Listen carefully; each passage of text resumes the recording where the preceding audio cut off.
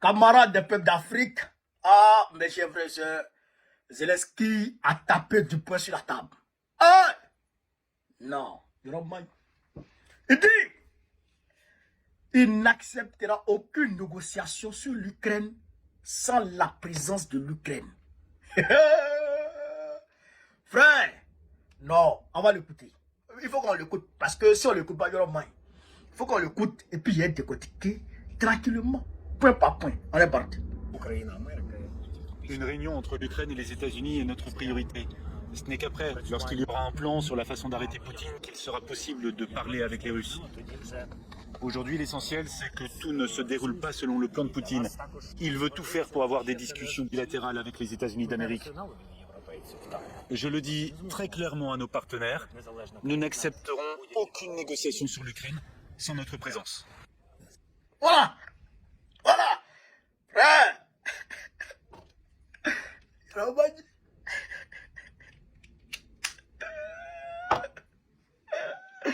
Yorambadi.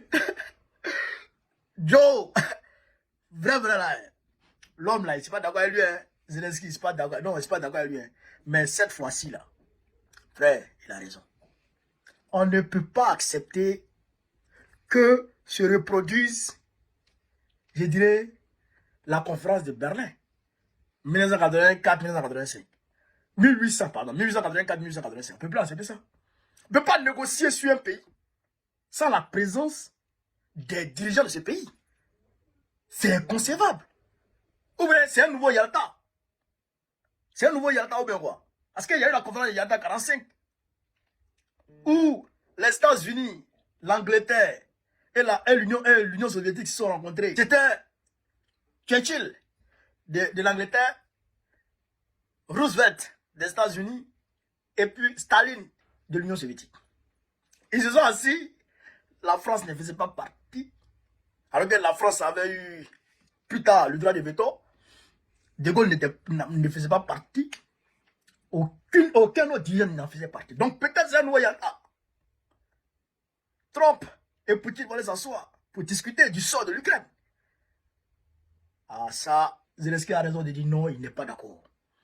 Ça seulement là, il a raison. Il a raison de dire non, il n'est pas d'accord. Mais tu n'es pas d'accord et puis quoi? Voilà la question. Tu n'es pas d'accord et puis quoi? Qu'est-ce que tu peux faire? Tes aides viennent des États-Unis. L'Union européenne qui te pousse à aller contre la Russie n'a pas d'armes, ne peut pas suffisamment t'aider, ne peut pas mener une guerre contre la Russie. C'est impossible. L'Union soviétique ne peut pas. L'Union européenne ne peut pas. Donc, tu ne peux qu'accepter ce que Trump va te dire. Parce que Trump a dit que lui et puis Poutine vont se rencontrer. Il va avoir un tête-à-tête entre les deux d'abord. Et après le tête-à-tête, lui va rendre compte à Zelensky de ce que les deux auront décidé. Vous comprenez ça? Donc, ce qui veut dire que Zelensky est exclu de la discussion entre Poutine et Trump. Et là, le gars n'est pas d'accord.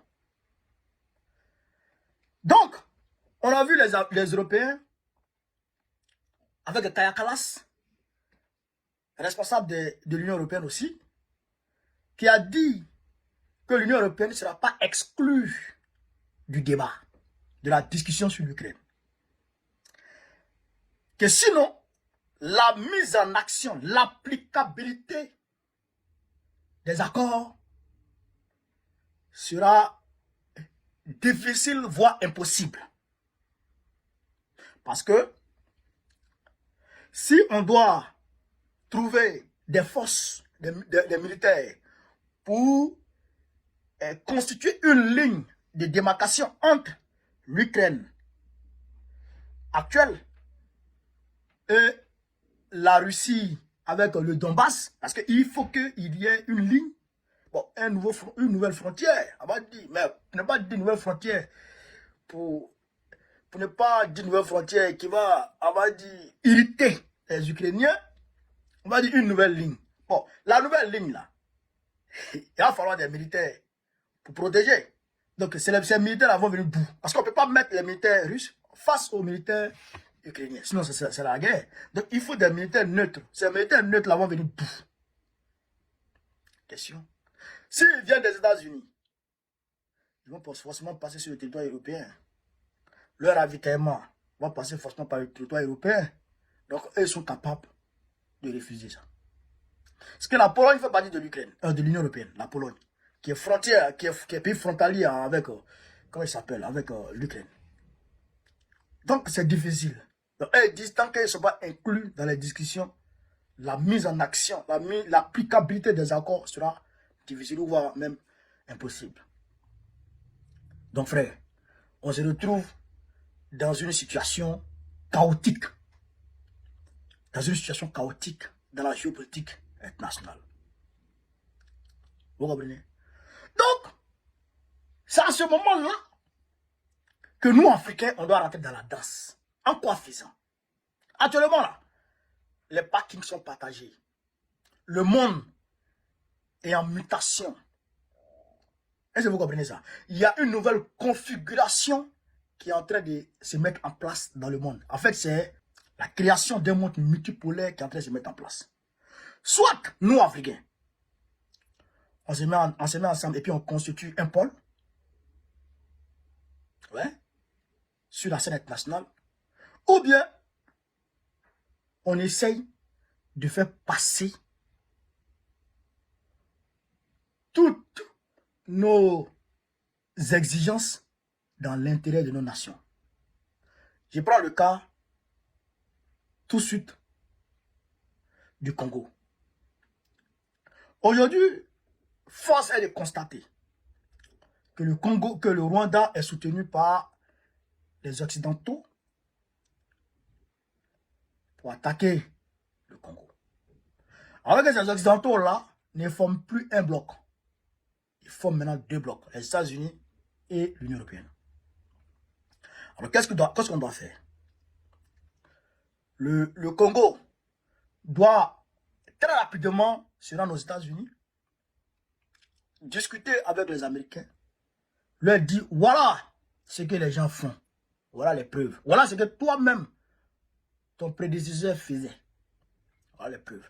Donc, pour éviter le massacre, pour arrêter le massacre, je te propose tel contrat dans l'intérêt des États-Unis et dans l'intérêt du Congo. Les Américains, les Occidentaux là, parce que l'Union européenne a signé un accord, une convention avec le Rwanda pour le ravitaillement de l'Union européenne en minerais rares. Alors que ces minerais là n'existent pas au Congo, au Rwanda. Donc c'est au Congo ils vont voler. Donc, moi je signe un accord avec les États-Unis pour couper l'herbe sous le pied du Rwanda et l'Union européenne. Si tu me permets, Trump, d'arrêter la guerre, c'est-à-dire envoyer les équipements militaires qu'il faut, envoyer les aides militaires qu'il faut, voilà le contrat que je te donne. Tout le minerai stratégique du Kivu, je signe un accord, une convention sur peut-être 40 ans. 40 ans, tu as 50%, j'ai 50%. Les États-Unis seuls te donnent tout le Kivu. Tu as 50, j'ai 50. Exclusivement États-Unis. Il n'a qu'à les proposer à Trump tout de suite là. Écoutez, tu sais qu'il n'y a qu'à se lever pour aller proposer ça à Trump tout de suite. Si la guerre n'a pas, c'est pas fini. Trump va aller tout de suite. Il va chasser le F-23 tout de suite. Même il va garer les Européens même. Pour dire, vous là, vous envoyez les militaires. Vous allez voir ce que ça a donné. Parce qu'ils sont divisés. Aujourd'hui, les États-Unis sont capables de faire mal à l'Union européenne à cause de leurs intérêts. Ce qui n'était pas le cas sous l'administration Biden. Mais aujourd'hui, sous l'administration Trump, ils sont capables, ils ne calculent pas. Le Canada ne va pas dire de l'OTAN, non. Il dit qu'ils vont sanctionner le Canada. Le Danemark, aussi non. Ils vont envahir. Tu parles de quoi? Et ils s'en tapent, hein. Donc c'est le moment où nous, Africains, on doit essayer de rentrer dans le jeu. On ne doit pas rester comme des dormeurs. On doit rentrer dans le jeu. Si tu peux aller vers Poutine, tu t'en vas. Avec la tête levée et dressée, le menton dressé, la tête levée, la poitrine bombée. Et tu lui dis, mon frère, ouais, c'est des propos, qu'est-ce que tu en dis? S'il dit non, tu dis, bon, il vient chez les Américains. Allez là. Les gens ne savent pas. Les gens ne savent pas. L'arrivée de Trump, là, c'est une aubaine pour les Africains. D'augmenter les enchères et d'obtenir tout ce qu'on veut. Mais les gens, on va voir ça comme ça. On dit, tu sais qu'il va en Allemagne. Tu vas aller voir en Allemagne.